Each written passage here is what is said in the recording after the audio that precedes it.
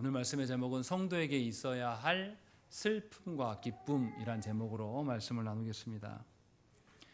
바울은 오늘 본문 8절에서 약간 모순되어 보이는 말을 고린도 성도들에게 합니다. 8절의 말씀을 보십시오. 거기 보면 그러므로 내가 편지로 너희를 근심하게 한 것을 후회하였으나 지금은 후회하지 아니한다 라고 이야기를 합니다. 바울은 뭔가 성도들에게 근심의 편지를 보냈다라고 말해요. 그것을 후회하는데 현재는 또 후회하지 않는다고 이야기하는 겁니다. 이게 좀 한 사람이 대하는 태도가 좀 이상하죠. 이랬다가 저랬다가 하는 것처럼 보입니다. 그런데 성경에서는 이런 맥락의 말씀을 하는 곳이 있어요. 성경에서 항상 기뻐하라, 범사에 감사하라 이렇게 이야기합니다. 그런데 또 다른 성경에서는 애통하고 슬퍼하며 울라 이렇게 말합니다. 야고보서 4장 9절 말씀에 보면 슬퍼하며 애통하며 울지어다. 너희 웃음을 애통으로 너희 즐거움을 근심으로 바꿀지어다. 이렇게 말씀한단 말이죠. 왜 성경에서 어떤 성경에서는 항상 기뻐하라고 말씀하시면서 동시에 또 야고보서에서는 웃음을 애통으로 즐거움을 근심으로 바꾸라고 말씀하시는 것일까요? 왜 어떨 때는 기뻐하라고 그러고 왜 어떨 때는 슬퍼하라고 말씀하시냐 이 말이죠. 이것은 우리가 두 세계의 발을 모두 딛고 있기 때문입니다. 우리는 하나님의 택하심으로 죽음으로부터 건짐을 받긴 했지만 여전히 우리 내면 안에는 죄된 본성이 있어서 분열이 존재합니다. 여전히 우리는 어둠에서 빛으로 향해 가는 중에 있는 것이고 죽음에서 생명으로 끊임없이 변화하는 중에 있습니다. 이러한 변화가 있을 때에는 언제나 혼란스럽고 아직 종결되지 않은 것 때문에 안정을 취하기가 어려운 것이 사실입니다. 그래서 하이델베르그 교리문답 33주일에서도 이와 비슷한 이야기를 합니다. 89문을 읽어보겠습니다. 89문 옛사람이 죽는다는 것은 무엇입니까?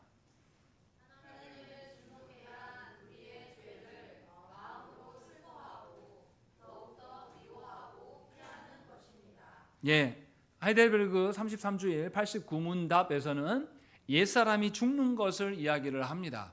그러면 90문을 읽어보겠습니다. 90문 새 사람으로 다시 사는 것은 무엇입니까?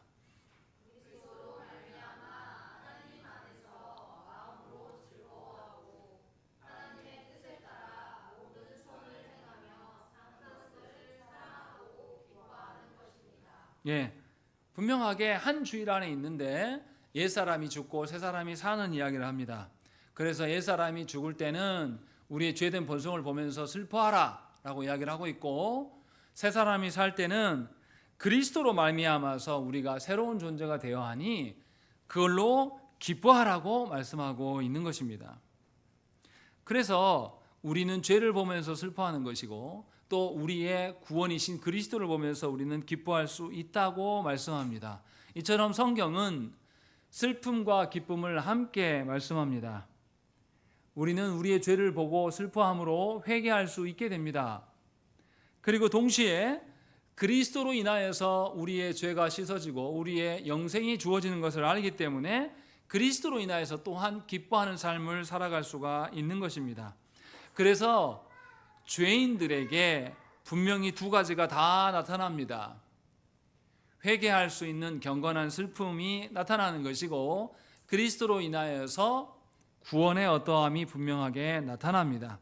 그래서 사도 바울도 오늘 본문에서 분명하게 처음 편지 보낸 것에 대해서 그래서 그 일로 고린도 성도들이 근심한 것에 대해서는 약간 염려하지만 그 일로 인하여서 그들이 변화된 것을 두고 바울은 기뻐하고 있다라고 말하고 있는 것입니다.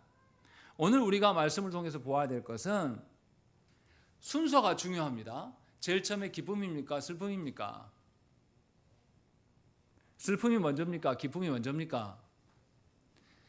죄된 우리의 본성 안에서 죄를 발견하기 때문에 슬픔이 먼저입니다.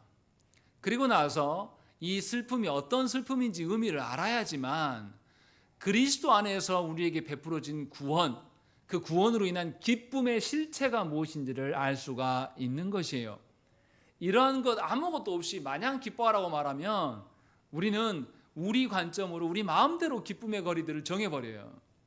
그러나 분명히 성경과 신앙고백서에서는 죄에 대한 슬픔이 무엇인지를 말해준 다음에 이 근거로 그리스도를 바라봐야지만 그리스도께서 우리에게 베푸신 그 구원의 참된 기쁨을 누릴 수 있다라고 말씀하는 것입니다.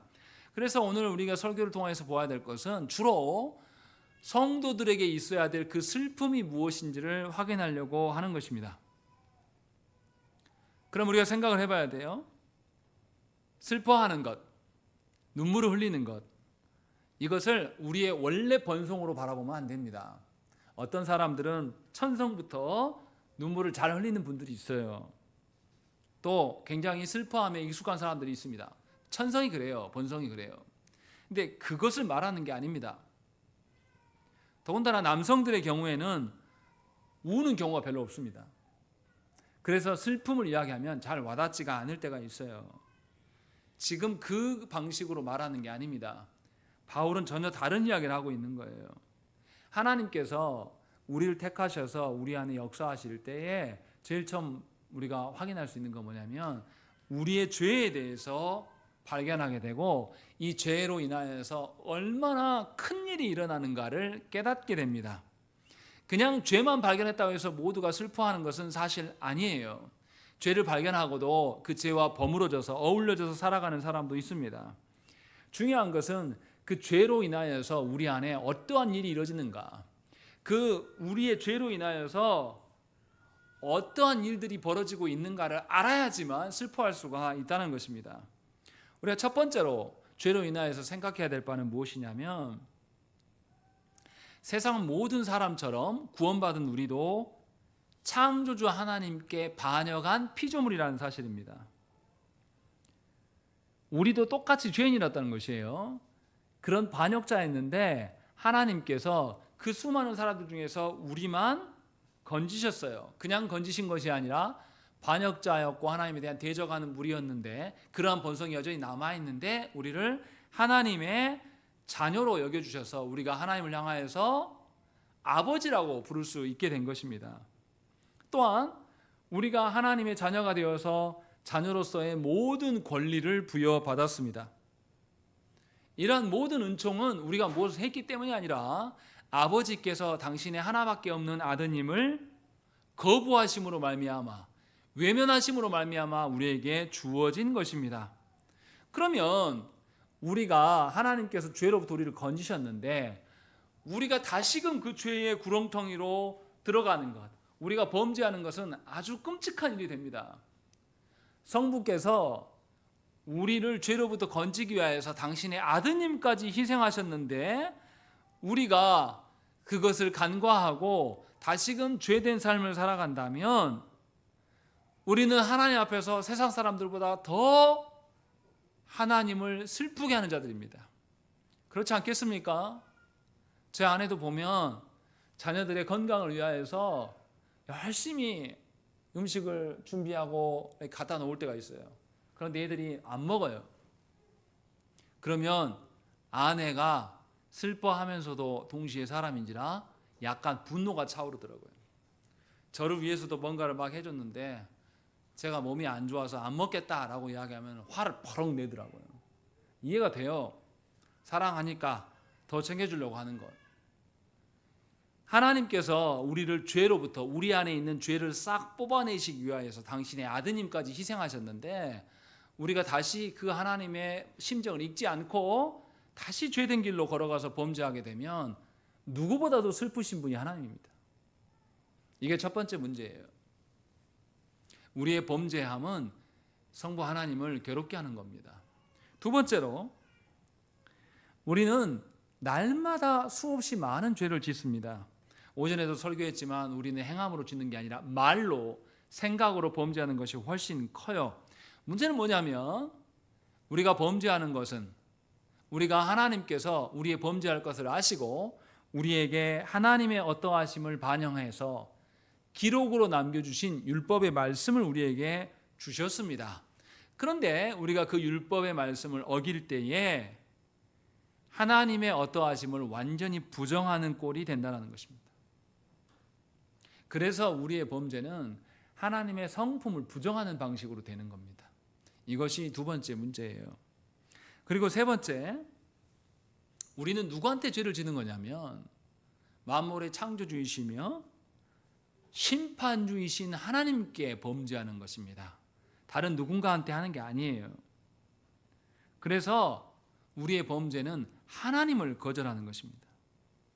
하나님이 베푸신 은혜, 하나님의 지혜를 담아서 우리에게 말씀을 주신 그 율법, 이 모든 것을 부정함으로 말미암아서 하나님을 모독하는 것이 우리의 범죄입니다.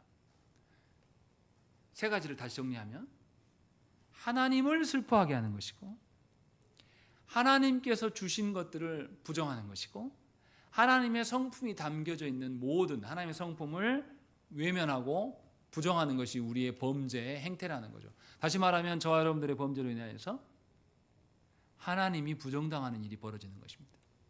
그리고 네 번째, 우리가 범죄하는 이유는 무엇입니까? 누구 때문에, 누구를 위하여서 범죄합니까?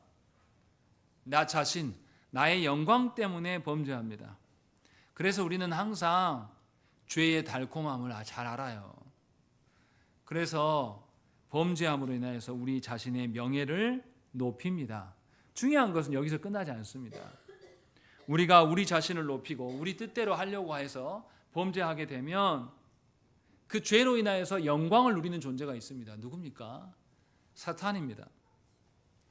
사탄은 우리로 하여금 하나님을 배신하도록, 하나님을 부정하도록 우리를 부추깁니다.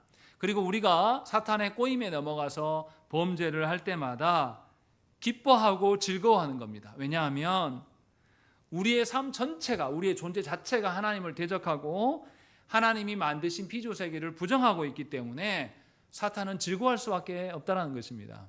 정리하면 우리의 범죄로 말미암아 하나님의 어떠하심이 부정당하고 동시에 우리가 범죄하여서 나의 영광을 취하려고 할 때, 그때 사탄의 영광이 부각되고 사탄이 주인으로 다는 것들이 우리로 말미암아 드러나게 된다는 것입니다. 그래서 구원받은 자가 자신의 범죄함을 볼 때 슬퍼할 수밖에 없는 거예요. 자신의 어떠함에서 끝나지 않아요. 우리의 범죄는 하나님을 모독하는 것이고 동시에 사탄이 승리한 것처럼 만드는 이 조작질을 우리가 행하는 것입니다. 그래서 우리의 범죄하는 것을 두고 나서 우리가 실수했어, 미안해, 내가 잠깐 집중하지 못했네, 뭐 이렇게 말해서는 안 된다는 겁니다. 성도의 범죄는 하나님의 권위를 완전히 부정하는 것이며 사탄이 즐겨하는 방식으로 적극 협조한 거예요. 우리가 생각하는 정도로 그냥 실수로 그런 게 아닙니다. 저와 여러분들이 범죄할 때에 모르고 하는 사람이 있습니까? 거짓말입니다. 모르고 하는 것은. 죄를 일으킴으로, 우리가 오전에 표현대로 말하면 내 뜻대로 되지 않는 것에 대해서 불평 불만하는 것, 알고 하는 겁니다. 절대 모르고 하지 않아요. 그리고 내가 불평 불만해야 그 하고 싶은 욕망이 내 안에 들끓거든요. 내가 이렇게 주의를 하려고 했는데 아무도 돕지 않아, 아무 결과도 나타나지 않아. 그래서 사실은 하나님께 화내고 있는 겁니다. 마치 누구와 같습니까? 가인이 하나님께 제사를 드렸는데 왜 얼굴이 붉어졌습니까? 내가 드렸는데 하나님이 안 받아? 이것은 하나님한테 대적하는 겁니다. 우리의 범죄가 그와 같다라는 것이죠. 그래서 우리는 기억해야 돼요. 우리가 범죄할 때 누구를 상대하고 있는가? 우리가 형제 자매에게 거친 말을 할 때에 누구를 향해서 범죄하고 있는가? 우리가 이웃에게 인색하게 대할 때에, 또 우리가 음란물을 볼 때에, 또 우리가 분노에 굴복당했을 때에, 또 우리를 구원하신 하나님보다 다른 것을 더 우선시 여길 때에, 또 자신의 아드님을 우리에게 내어주신 그 하나님 앞에서 우리가 하나님의 베푸신 구원의 은혜를 전부 외면하고 몰수할 때에 이것이 누구를 향한 것인가를 우리는 반드시 기억을 해야 됩니다. 하나님은 하나님 전부를 우리에게 부정당하십니다. 하나님의 뜻과 하나님의 영광과 하나님의 다스림까지도 우리가 범죄함으로 하나님은 부정당하셔요. 생각을 해보십시오.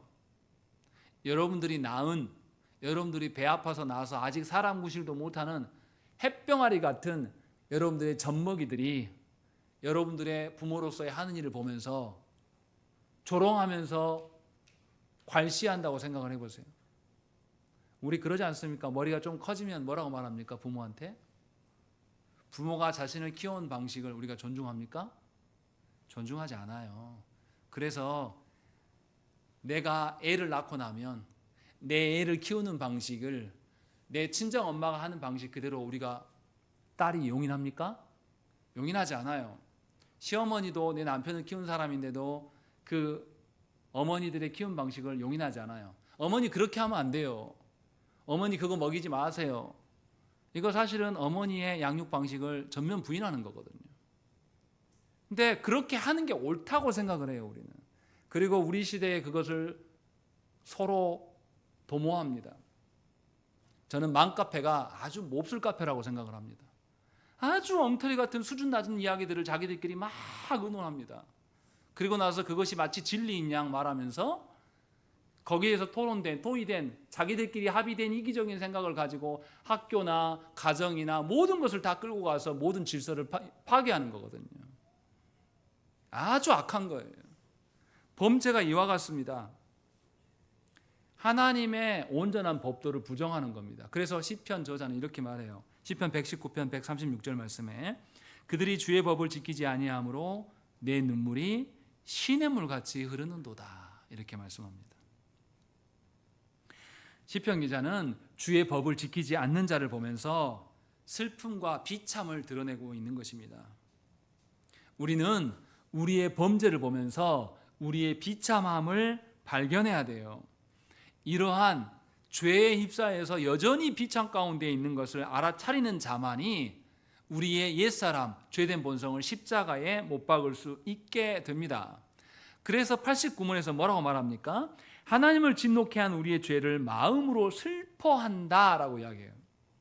옛사람을 십자가에 못 박는 것이 뭐냐면 우리의 죄를 슬퍼하는 것에서 끝나지 않고 그 다음에 뭐라고 말합니까? 더욱더 미워하고 피하는 것이 옛사람을 십자가에 못 박는 방식이다라고 말씀하고 있는 거예요. 그러니까 신자가 회개할 수 있는 근거는 뭐냐면 내 죄를 발견하고 그 죄를 혐오하고 그 죄에서 멀어지는 겁니다. 이게 회개의 시작이에요. 그냥 감정적으로 슬프다라고 말하는 게 아니라 내 감정뿐만 아니라 미워하고 죄로부터 멀어지는 것, 피하는 것, 내 의지까지도 반영되는 것이 옛사람을 죽이는 죄에 대한 슬픔이다라고 분명하게 말씀하고 있는 겁니다. 그러니까 착각하시면 안 됩니다. 회개라는 것은 그냥 말로만 하는 게 아니에요. 내 감정이 동원됩니다. 또 회개는 죄를 미워하고 죄를 피하는 내 의지의 행동이 반영되는 겁니다. 그래서 죄에 대해서 내 정서가 반응해서 죄에 대해서 극도로 싫어하고 슬퍼하는 일이 있어야지만 회개가 시작될 수 있다고 성경은 분명하게 말씀해요. 그래서 오늘 본문에서 한번 고린도후서 7장에 보면 사람이 경험할 수 있는 두 가지 죄에 대한 슬픔에 대해서 언급을 합니다. 하나는 하나님께서 슬퍼하시는 것이에요. 9절 보십시오. 뭐라고 되어 있냐면 중간 부분에 너희가 하나님의 뜻대로 근심하게 된 것, 또 10절에도 하나님의 뜻대로 하는 근심이라고 이야기합니다. 이것이 우리가 경험하는 하나의 슬픔입니다. 또 다른 하나의 슬픔은 뭡니까? 10절 봐보십시오. 거기 뭐라고 되어 있습니까? 끝부분에 세상 근심, 세상 근심은 사망을 이루는 것이다 라고 이야기합니다. 분명하게 바울은 두 가지로 설명해요. 하나님께서 기뻐하시는 슬픔, 하나님의 뜻대로 하는 것에서 나타나는 슬픔 한 가지와 세상 슬픔 두 가지 이렇게 설명하고 있는 거예요. 우리는 이것을 구별할 줄 알아야 된다고 지금 말하고 있는 겁니다. 그래서 바울이 8절에서 뭐라고 그러냐면 그러므로 내가 편지로 너희를 근심하게 한 것을 후회하였으나 지금은 후회하지 아니함은 그 편지가 너희로 잠시만 근심하게 한 줄을 알기 때문이다. 이렇게 말합니다. 무슨 말입니까? 바울은 고린도 성도들의 삶이 어떠한지 보았어요. 소식을 들었습니다. 성도들이 이 성경에 나오지 않는 내용입니다. 바울이 고린도 교회에게 쓴 모든 편지가 성경에 기록된 것은 아니에요. 그 중에 일부만을 성경으로 남겨둔 겁니다. 그런데 생각을 해보세요. 고린도 교회가 세워졌고 고린도 교회 성도들이 우상 숭배하고 있고 또 음행하고 있고 파당으로 나눠져 있고 거짓 교사들로 인하여서 교회 안에 다툼이 있다라는 그런 소식을 바울이 들었을 때 바울이 어떻게 했겠습니까? 아, 니네들이 이렇게 어려운 중에 있냐? 얼마나 힘드냐? 잘 지내라 이렇게 했겠어요, 바울이? 아니요, 바울은 복음에 합당한 기준을 제시하면서 그들을 아주 혼냈을 겁니다. 호통쳤을 거예요. 그래서 고린도 성도들은 바울의 편지를 받고 충격을 받았을 겁니다. 그리고 그들의 범죄가 얼마나 큰 것인가를 바울의 편지를 통해서 깨달았어요. 여지껏 자신들이 버리지 않고 자신들의 삶의 방식으로 살아왔던 죄된 삶, 이것을 끼고 있었던 것을 보면서 자신이 그리스도 안에서 얼마나 변화되지 않은 자들인가를 깨닫게 된 겁니다. 그래서 고린도 성도들이 근심했다라고 말해요. 그래서 8절에 보시면 내가 편지로 너희를 근심하게 했다라는 것이죠. 그런데 너희를 근심케 한 그 사실, 내가 설교로 너희를 근심케 하는 것은 조금 후회되는 면이 있다. 그러나 후회한다, 후회하지 않는다. 후회하지 않는다라고 말해요. 왜 후회하지 않는다고 말합니까? 9절에서 나타나요. 9절 읽겠습니다. 시작.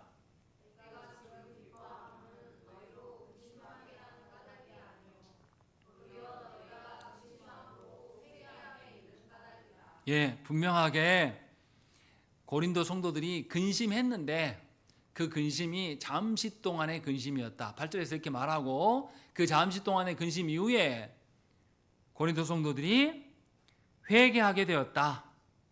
그래서 너희가 하나님의 뜻대로 근심하게 된 것은 우리에게 아무 해도 받지 않게 하려 함이다 라고 밝힙니다. 너희가 회개해야지만 하나님으로부터 진노, 하나님의 심판을 받지 않게 될 거 아니냐라고 말하면서 분명히 고린도 성도들이 바울의 책망의 편지로 근심하였던 것이 도리어 성도들의 회개함으로 행동의 변화를 가져오게 된 것이기 때문에 바울은 기뻐한다라고 말하고 있는 것입니다. 그래서 바울이 깨달은 바를 10절에서 설명하고 있어요. 10절 읽겠습니다. 시작.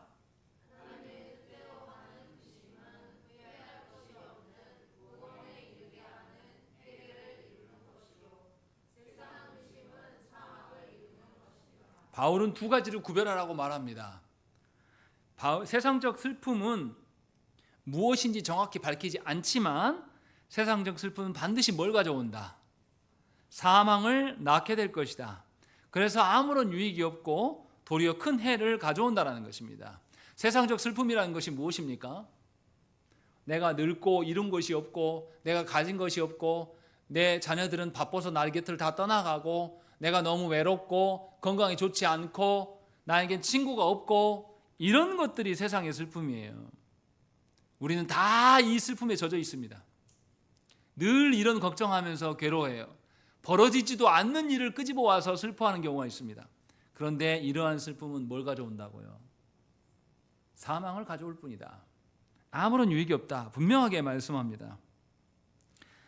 그리고 바울은 도리어 뭐라 그러냐면 하나님께서 기뻐하시는 슬픔이 좋다라고 이야기합니다. 우리가 슬퍼하면 누가 기뻐하신다고요? 하나님이 기뻐하신대요. 왜요? 우리가 슬퍼하는 것이 뭐에 대한 슬픔이기 때문에, 죄에 대한 슬픔이기 때문에 회개의 과정으로 이끄시고 우리 안에 근면하게 하고 우리가 죄에 대해서 분노하게 하고 죄를 두려워할 줄 알고 간절함을 띠게 되고 소망을 갖게 되고 열심을 갖게 되는 그러한 일들이 그러한 결과들을 가져오게 된다라고 말씀합니다. 그래서 10절 이후에 11절과 12절에 우리 안에 어떤 변화가 있는가를 구체적으로 설명해 주고 있습니다. 바울이 말씀한 대로 우리는 세상에서 이러한 거짓된 슬픔을 자주 봅니다. 연예인들 보면 아주 쉬워요. 연예인들이 뭔가 사고를 치면 뭐 합니까? 연예인들이 딱 사고 쳐가지고 언론 앞에서 뭐예요? 그 사람이 진짜 회개했는지 안 했는지 몰라요, 우리는. 근데 뭐는 해요? 예. 대중 앞에 서가지고 인사를 90도로 하면서 또 언론 플레이를 막 해요. 그리고 뭔가를 또 어느 정도 일정 기간 동안에 자숙합니다. 뭔가 회개한 것처럼 모양을 드러내요. 근데 생각을 해보세요. 그 사람이 그 범죄가 들통나기 전까지는 어떻게 합니까? TV 광고에도 나오고 뭐에도 나오고 아무 일 없었던 것처럼 자기를 딱 뻔뻔하게 행동한단 말이에요. 근데 언제 그 반응이 나타납니까? 들통났을 때. 들키면 그 일을 시작해요. 들키면 회개한 것처럼 행동한단 말이죠. 근데 그 사람이 들켜놓고도 몇 년간 자숙하고 다시 복귀해요. 복귀했는데 하나도 반성함이 없어요. 실제로 그 일본 연예인 중에 여자 연예인 중에 갑자기 이름 생각 안 나네. 유명한 죄송합니다. 이름 알려드리고 해야 되는데 유명한 배우가 있었는데 저희 세대 때 청순의 대명사인 그 여배우였는데 이 사람이 결혼 생활하면서 막 바람 피고 온갖 난리를 쳤습니다. 그래서 다 국민들한테 걸렸어요. 그래서 나와서 언론 앞에서 사과했어요. 사과하고 차에 딱 들어갔는데 뭐가 찍혔냐면 차에서 웃고 있습니다. 네, 이게 딱 이렇게 잡혔어요. 그때 저도 그 배우를 좋아했었는데 그때 느끼는 배신감, 저 잡것이 들키니까 저러는구나. 겉으로 봤을 때는 굉장히 청순하고 뭐 이랬는데 바람기도 굉장히 다분하고 욕망에 찬 여자였다는 것이 나중에 이제 들통이 나는데 저는 그 사람 이제 안 좋아해요. 저는 그 사람 정말 이중인격자 같고 너무 싫어요. 이러한 것들이 세상의 슬픔에 젖은 사람들의 특징입니다. 그래서 연예인들이 그 짓거리를 많이 합니다. 언론을 통제하고 또 홍보를 해요. 그래서 어떻게 합니까? 자신의 죄를 가리려고 어떻게 해요? 막 봉사활동도 하고 봉사한 거 가가지고 어떻게 해요? 우리 전 정부에서 봤었잖아요. 김건희 씨가 느닷없이 다른 나라 가가지고 애기 안고 막 갑자기 사진 찍고 막 대통령이 순방했는데 대통령 사진 안 나오고 청와대에서 뭐가 나옵니까? 김건희 여사 사진이 막 계속 나온단 말이에요. 실제로 그런 사람이 아닌데 그리고 실제로 그렇게 안고 그 나라에 연출했다는 것이 다 들통이 나잖아요. 이런 걸 보면 우리는 혐오감을 느낍니다. 왜 세상적인 슬픔은 여기에서 멈출까요? 세상적 슬픔은 그저 감정에 지나기 때문에 그래요. 죄로 인해서 우리에게 주어진 막대한 손해는 감정적인 슬픔만을 포함하고 있는 게 아닙니다. 실제적으로 하나님을 부정하는 것이고 사탄을 좋아하는 것으로 되는 겁니다. 그런데 우리는 그 죄에 대한 슬픔을 보는 게 아니라 이 세상적인 슬픔, 감정의 슬픔만이 남아있으면 우리에게는 아무런 변화가 일어나지 않습니다. 그래서 제가 제 딸한테 하는 말이 있어요. 뭔가 잘못했을 때 제가 홍군형을 내거든요. 그럼 그때 막 울어요. 그럼 제가 울지 말라고 이야기합니다. 너 우는 거 아무 쓸모없다. 지금 울 힘이 있으면 나중에 노력할 때 이 악물고 그때 지금을 생각해라. 감정으로는 변화가 절대 일어나지 않습니다. 주일 설교를 듣고 누구나 죄책감을 느낄 수 있습니다. 그러나 변화를 가져오는 것은 죄책감을 느꼈다고 해서 가져오는 것이 절대 아니에요. 슬픔이 걷어지고 나면 다시 죄악된 길로 가게 됩니다. 왜냐하면 마음을 하나님의 말씀에 두지 않았기 때문이에요. 그러니까 우리는 구별해야 됩니다. 하나님이 우리를 괴롭게 해서 하나님의 뜻대로 우리가 근심하는 것, 그래서 회개하는 것과 우리가 죄책감을 느끼는 것은 다른 거예요. 죄책감을 느꼈다고 해서 여러분들이 회개할 거라고는 생각하지 않습니다. 또 자기를 혐오하는 것을 옛 본성의 죽음처럼 여겨서는 안 됩니다. 자기 자신에게 실망하여서 자기 자신에 대해서 원망하는 마음이 생겼는데 그것이 내 죄된 본성을 죽이는 것이다. 다른 거예요. 또 다른 것도 있습니다. 내가 수치심을 느꼈다고 해서 내가 변화됩니까? 절대 그러지 않습니다. 그러니까 착각하시면 안 돼요. 교회 안에서 말씀을 듣고 뭔가 죄책감을 느끼고 수치심을 느꼈다고 해서 그 사람이 변화되는 것은 절대 아닙니다. 그러니까 냉정하게 말하면 이런 거예요. 말씀을 들었는데 말씀 듣고 상처받았대요. 그 사람 변화됩니까? 그 사람 말씀 듣고 죄책감을 느끼고 수치심을 느꼈다는 것은 하나님의 뜻대로 근심하는 것이 아니에요. 그냥 세상 슬픔에 젖어 있는 사람인데 그 사람이 여전히 감정적이에요. 그냥 그런 성도에게 합당하게 권면하는 것은 뭐겠습니까? 건강한 교회라면 그런 성도를 호되게 꾸중해야 됩니다. 당신은 도대체 말씀을 어떻게 어기냐? 당신이 생각하는 하나님의 말씀은 그저 감정적인 것이냐? 당신의 기준에 어긋나서 마음이 상한 것이 당신의 죄성이냐 하나님이 잘못하신 것이냐라고 물을 수 있는 교회가 돼야 돼요. 이게 건강한 교회입니다. 그런 교회 있습니까? 너무나 안타깝지만 우리 교회도 그렇지 못해요. 심각한 거예요. 그러니까 바울이 말한 대로 하나님이 주셔서 우리를 회개케 하는 그 슬픔 속에 그 근심 속에 성도들이 살아가는 것이 아니라 여전히 세속적인 슬픔 가운데 있는 거예요. 내 뜻대로 되지 않아서 슬픈 거, 내 감정에만 젖어 있는 것, 이런 식으로 성도들이 말씀을 받기 때문에 말씀을 듣고 나서 죄책감이나 수치심을 느낀다고 해서 그들이 달라지는 것은 아닙니다. 이스라엘 백성들도 하나님 앞에 범죄함이 들켰을 때 어떻게 했습니까? 하나님 앞에 범죄함을 들켰을 때 이스라엘이 어떻게 했어요?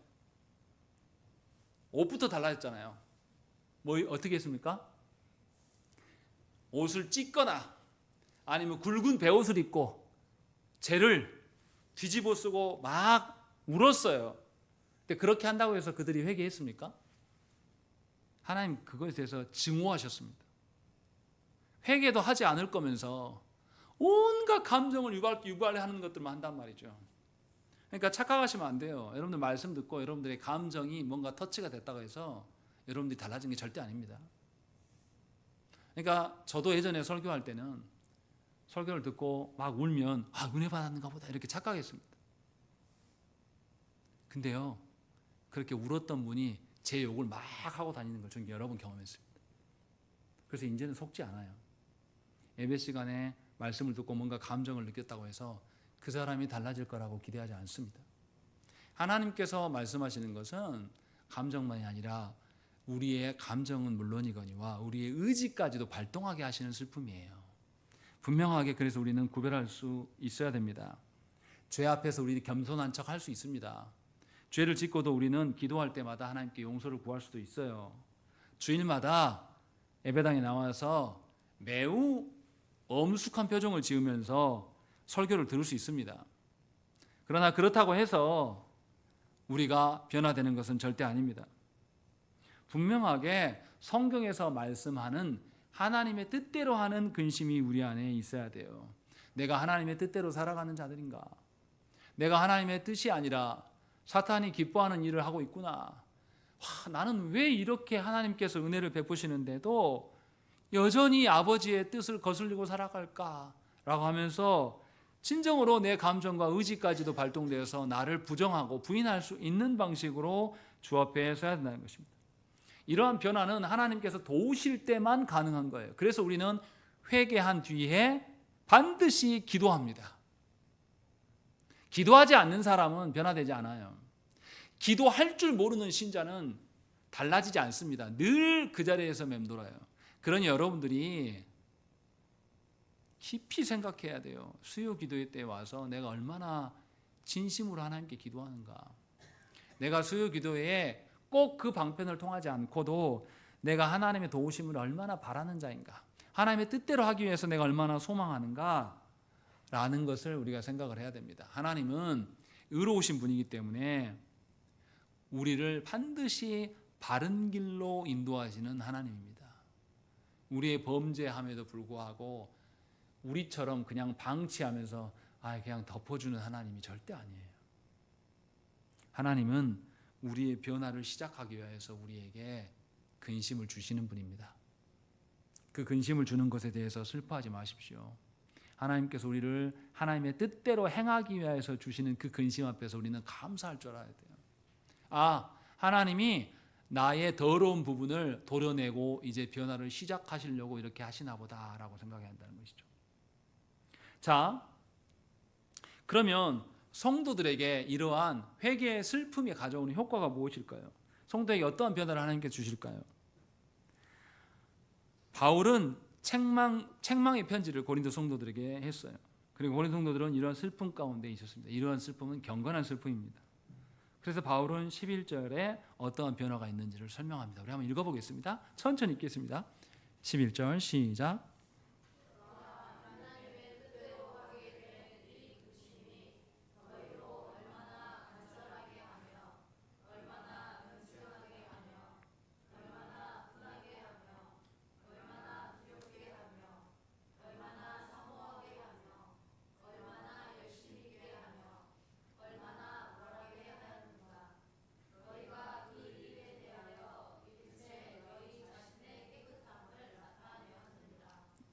우리 하나씩 살펴보시죠.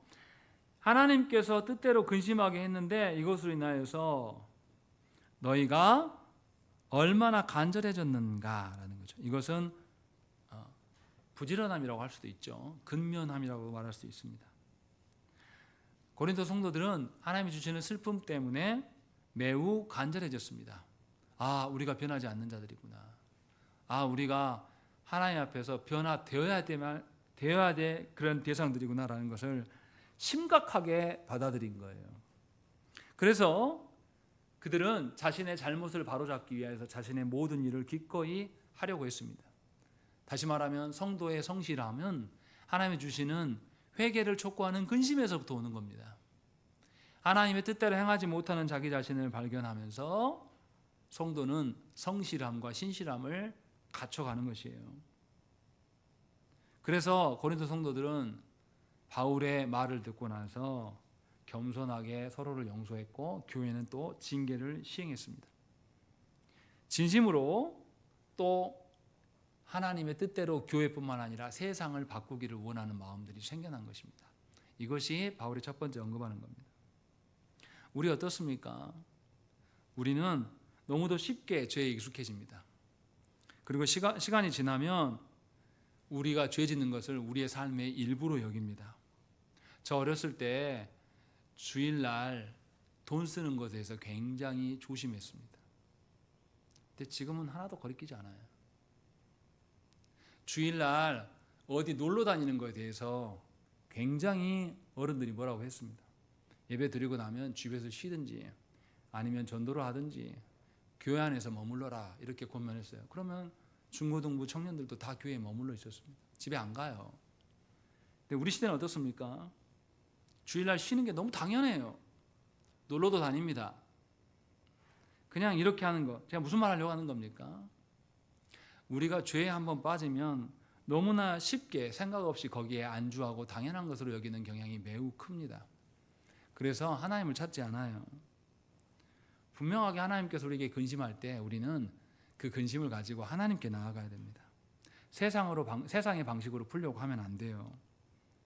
그렇게 되면 하나님과는 멀어지고 죄와는 화해하게 됩니다. 그래서 죄와 친구하며 살아가는 거예요. 회개는 반드시 우리의 현재 상태를 그대로 용인해 주지 않습니다.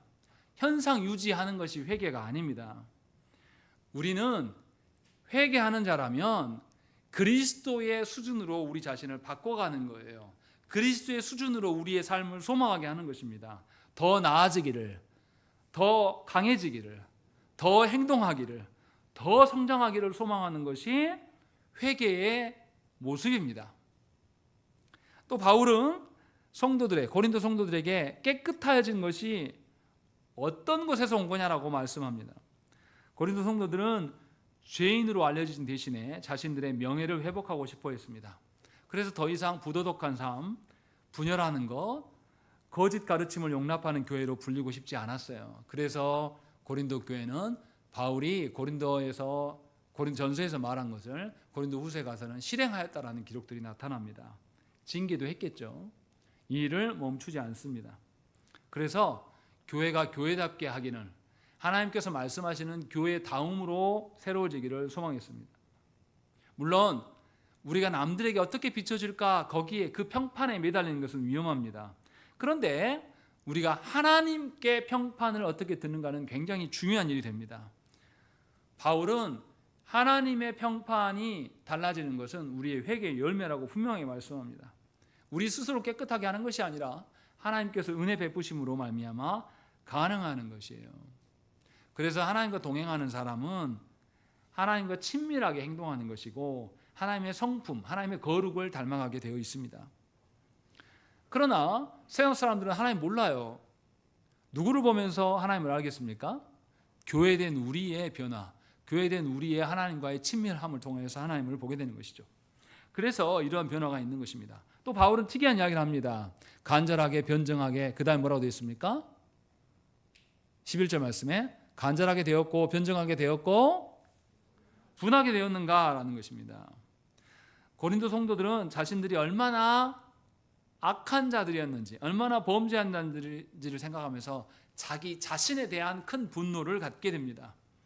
그래서 자신이 여태껏 하나님을 부정하고 사탄을 기뻐하는 일을 살아온 것에 대해서 깨달아요. 그래서 이제는 사탄과 손절하고 하나님의 어떠하심 속에서 돌이키는 것, 그래서 분노가 가득했다라고 말씀하고 있는 것입니다. 이처럼 죄에 대한 분노는 하나님께서 주신 은혜로 말미암아서 생겨나고 죄를 용납할 수 없게 만듭니다. 또 바울은 회개로 말미암아서 큰 두려움이 생겼다고 이야기를 해요. 두려움이라는 것은 뭐냐면 세속적인 두려움이 아니라 심판주이신 하나님 앞에 서게 될 그 두려움이에요. 고린도 성도들이 삶을 변화시키지 않고 삶을 개혁하지 않은 상태로 계속 살아가니까 바울이 서신을 보내서 그들을 호통하고 너희들은 진노의 하나님 앞에 서게 될 것이다 라고 말했어요. 그러자 그들이 하나님 앞에서 온당치 않은 것, 하나님을 외면하는 삶이 얼마나 악한 것인가를 깨달은 겁니다. 오해하시면 안 돼요. 지옥에 갈까 봐 두려워했다, 그 뜻이 아닙니다. 하나님께 형벌 받을까 봐 두려워한 그 뜻이 아니라 하나님께 영광이 되는 것이 아니라 사탄의 졸개처로 산 것, 그것에 대해서 두려워하는 겁니다. 우리도 그렇지 않습니까? 죄를 우리가 모르고 짓지 않아요. 알면서도 죄를 짓습니다. 왜요? 우리의 욕망을 위해서, 내 자신을 세우려고. 우리의 삶의 방식이 늘 그런 방식입니다. 그래서 우리는 하나님의 말씀보다는 이 시대가 요구하는 대세를 따르기를 원해요.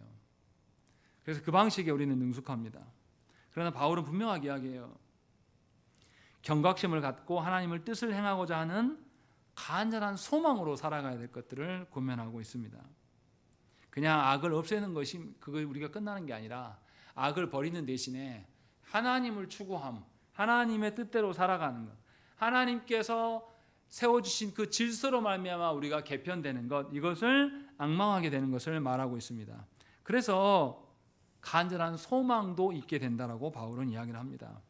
실제로 고린도 성도들은 회개한 이후에 자신의 사랑을 하나님께 보여드리기를 기뻐했고 이웃에게도 태도가 달라지는 것, 그래서 하나님의 성품과 영광을 드러내는 방식으로 살아간 것이죠. 이 말은 자신의 삶에서 하나님의 어떠하심을 전망하는 겁니다.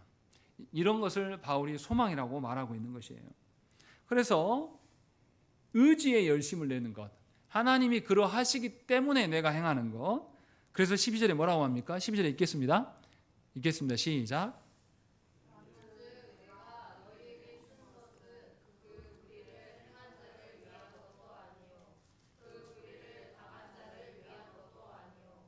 오직 우리를 위한 너희의 간절함이 하나님 앞에서 너희에게 나타내게 하려 함이다 라는 것입니다. 하나님을 향한 간절함이 하나님 앞에서 너희 자신들에게 드러나기를 소망해서 내가 이것을 바라고 있다라고 말씀하고 있는 겁니다. 이 말은 뭡니까? 너희의 하나님을 향한 열망이 누가 하시면 된다, 하나님이 하시면 족하다라고 지금 말하고 있는 겁니다. 그래서 회개하고 참된 변화를 꿈꾸는 성도는 죄에 대한 슬픔 안에만 머무는 것이 아니라 하나님의 성품대로 의로운 일을 행합니다. 정의와 공의를 실현하려고 애를 써요. 그래서 교회 안에 아무리 친한 관계라고 할지라도 그가 죄로 인하여서 권면을 들어야 되고 징계가 필요하다면 징계를 시행을 합니다. 그냥 무조건 덮어두는 것이 능사가 아니에요. 하나님 앞에서 분명하게 온당케 되어진다는 것은 그저 그 사람의 아픈 부위를 치료하고 그 사람과 관계를 개선하는 것이 목적이 아닙니다. 그가 좀 슬퍼하고 괴로운 과정을 거칠지라도 하나님의 온전한 방식 앞에, 의로운 방식 앞에 설 수 있도록 권면할 줄 알고 또 그에게 기회를 주고 용서할 줄 아는 것입니다. 그렇게 할 때에 우리는 진정한 회개를 통하여서 하나님께서 우리를 근심케 하는 목적의 참다움을 맛볼 수가 있는 것이죠. 이렇게 진심으로 애통하는 자만이 그리스도의 복음이 주는 위로를 받을 수가 있습니다. 세속적인 슬픔 안에 살아가는 것이 아니라 죄에 대한 슬픔, 하나님의 뜻대로 되어지지 않는 나의 그 애통함을 가지고 선 사람이 그리스도께서 주시는 위로를 누리면서 살아갈 수가 있는 것입니다. 그래서 구시문답에 뭐라고 말합니까? 그리스도로 말미암아 하나님 안에서 마음으로 즐거워하고 하나님의 뜻에 따라 모든 선을 행하며 사는 것을 사랑하고 기뻐하는 것이 새 사람의 삶을 살아가는 것이다 라고 분명하게 말씀하고 있습니다. 이처럼 하나님의 뜻대로 살아가는 자, 그 안에 드러나는 사랑과 즐거움을 우리 모두가 맛봐야 됩니다. 그것이 성도가 누리는 참다운 인생의 가치예요. 그래서 저와 여러분들이 반드시 하나님께서 늘 내 기준에 좋은 대로 인도하시는 분이 아니심을 기억해야 됩니다. 하나님은 우리의 죄에 대해서 간과하지 않으시기 때문에 우리에게 슬픔과 근심도 주시는 하나님입니다. 그리고 그 슬픔과 근심으로 우리의 삶에서 죄에서 돌이켜서 우리가 회개함으로 말미암아 하나님을 더욱더 의지하여서 하나님의 성품이 저와 여러분들의 삶에 드리워지기를 하나님은 소망하시면서 우리를 인도하신다는 것입니다. 이러한 하나님의 다스리는 방식을 부모가 바르게 이해한다면 자녀들에게 어떻게 하겠습니까? 자녀의 범죄함에 대해서 그들이 잠깐 슬퍼하고 괴로워할지라도 아주 엄격하게 혼낼 거예요. 다시는 그 짓을 못하도록. 그렇지 않고 자녀를 오냐오냐 키우면 어떻게 됩니까? 이 사람은 사회성이 없는 인간입니다. 부모 밑에서는 예쁜 자식일지 몰라도 사회에 넣으면 이렇게 무례한 인간이 없게 되는 거예요. 우리 사회에 말도 안 되는 일들이 벌어지지 않습니까? 이번 주에도 어떤 일이 벌어졌습니까? 24살짜리가 고등학생을, 지나가는 여고생을 목을 그어가지고 죽여버렸어요.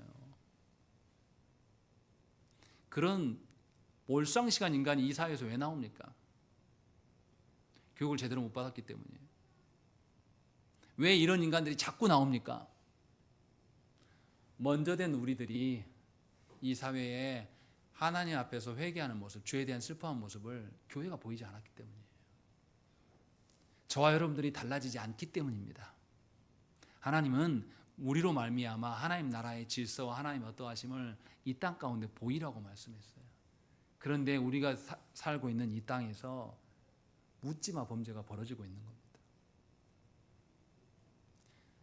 안 막아주니까 17살짜리 여자애가 죽으면서 또 다른 17살짜리 동급생이 와서 도와주다가 걔도 다쳤다 그러잖아요. 얼마나 슬픈 일입니까? 도대체 이 사회에서 어른은 어디 있는 겁니까? 우리는 뭐하고 사는 걸까요? 교회된 우리는 하나님으로 말미암아서 돌이키는 것을 도대체 이 땅 안에 어떻게 구현하고 있는 것입니까? 과연 우리는 이렇게 하지 못함에 대해서 슬퍼할 줄 알긴 아는 존재들입니까? 하나님 앞에 우리가 온당히 사는 사람이라면 이러한 일들을 슬퍼할 줄 알아야 돼요. 그래서 우리만이 아니라 이 땅의 모든 사람들이 그리스도로 말미암아 기쁨 안에 살아갈 수 있도록 우리 자신을 헌신하고 내어줄 줄 아는 자들로 서는 것이 교회입니다. 하이델베르그 교리문답은 분명하게 성도에게 있어야 될 슬픔을 말씀합니다. 우리 자신에게 하나님의 뜻대로 행하는 근심과 슬픔이 있는지를 점검하시고 또한 그리스도께서 이루실 삼위 하나님께서 변화시킬 그 기쁨이 우리 안에 있는지를 점검하시기를 간절히 축원합니다. 함께 기도하겠습니다.